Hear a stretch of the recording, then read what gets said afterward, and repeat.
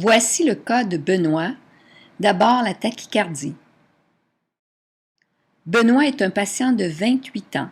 Il a débuté la clozapine il y a 3 semaines.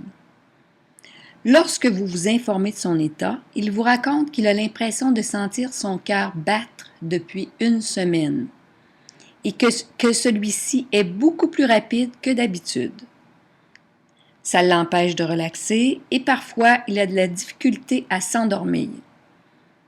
Vous prenez son pouls et il est à 122 battements par minute. Quelle est votre intervention?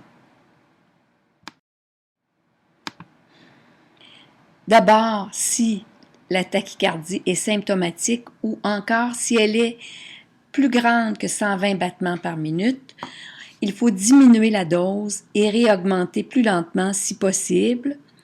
Ou encore, et la plupart du temps, on le fait parce que le patient ne se sent pas bien, on utilise un bêta-bloquant, préférablement le ténormin ou la ténolol, 25 à 50 mg par jour. Alors, on peut débuter avec 25 et on augmente ensuite. On pourra augmenter jusqu'à 100 mg par jour si nécessaire. On pourrait aussi utiliser le Lopressor, métoprolol, 25 mg BID, qui peut être augmenté à 50 mg BID. Mais étant donné l'observance, on préfère donner le ténormin 1 fois par jour seulement.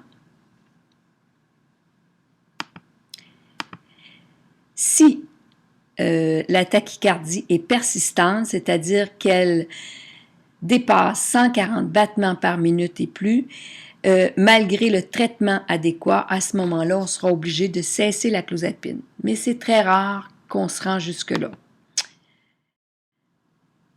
Est-ce que c'est fréquent, cette tachycardie sous clozapine? Est-ce qu'on peut expliquer l'origine de cet effet indésirable et à quel moment cela se manifeste?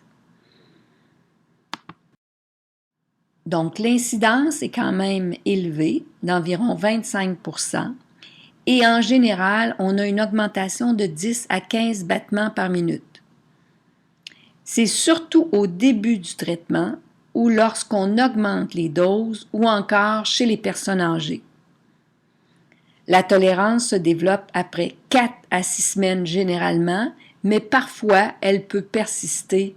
On peut voir persister la tachycardie chez un petit nombre de patients. Et ce serait dû à un effet anticholinergique ou encore un effet réflexe à l'hypotension.